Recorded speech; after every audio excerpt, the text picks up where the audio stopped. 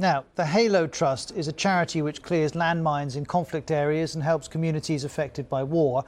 It has more than 400 staff members in eastern Ukraine, and its CEO, James Cowan, can talk to us now about the work that it's doing. James, thank you for your time today on Outside Source. First of all, just explain why the Halo Trust has so many staff in the east of the country. Well, we've been there really clearing from the last war in 2014. And we were working down in the Donbass between Mariupol and Kramatorsk, clearing up landmines, clearing up other ordnance, booby traps. And we've been doing this painstaking work for a number of years. But now, of course, a new war has begun, and we've turned our attention to this far larger problem. So our people are paramedic trained. They're helping out with the first aid, treating the wounded. They're conducting education for the many children who come in at risk of the various pieces of ordnance that are there.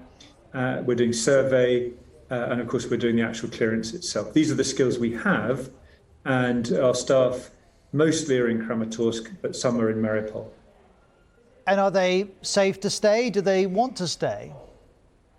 Well, they're not foreigners. They're local people. You know, these are proud Ukrainians doing the right thing for their country. Their homes are here. They have nowhere else to go. They're spending the nights in their cellars, in makeshift air raid shelters, and coming out during the day. It's a pretty traumatic situation for them. They're there with their families, with their children, with their elderly parents. It is a really appalling 2 weeks that they've now endured. And I know that you also have a smaller number of staff in Mariupol in the south. What's the latest on them? Well, most of them are in Kramatorsk, and it's been not too bad yet. There have been problems, but Mariupol is genuinely awful.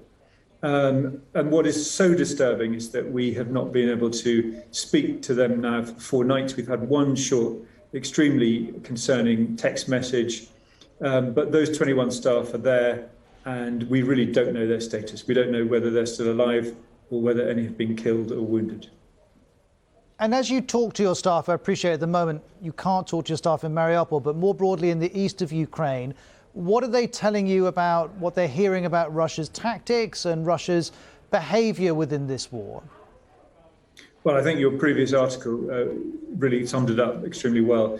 What we have here is a situation where Russia, despite its scale, the size of its army, can't actually dominate the country. It can't even dominate the bits it's reached so far. So it is now, instead of sending troops into cities as it first imagined, it's sitting on the edge and bombarding those cities with artillery and rocket fire, scatterable mines and cluster munitions. And so it's a very barbaric form of warfare that has an extremely acute effect upon the civilian population. And aside from your role within the Halo Trust and your view of the consequences that you're describing of these tactics, you're also a retired army general. As you assess the Russian military tactics, are you surprised at the way Putin and his commanders have approached trying to take control of Ukraine? I'm surprised by the degree of incompetence. I thought that the Russian army had been through a decade plus of modernization, and it would have a far greater impact. I'm also surprised but pleasantly pleased by the amazing courage and effectiveness of the Ukrainian army. So I believe that the Russians now have the most enormous problem. They're not going to win this war cleanly. They're going to try and win it through dirty means, but they're not going to, because the war will degenerate into an insurgency, and they will struggle to prevail in that insurgency. The fear is, though, that that insurgency will last for years, and it will be the civilian population who will be the ones who suffer in the middle. Thanks for talking to us, James. Thanks for taking the time. That's James Cowan, CEO of the Halo Trust.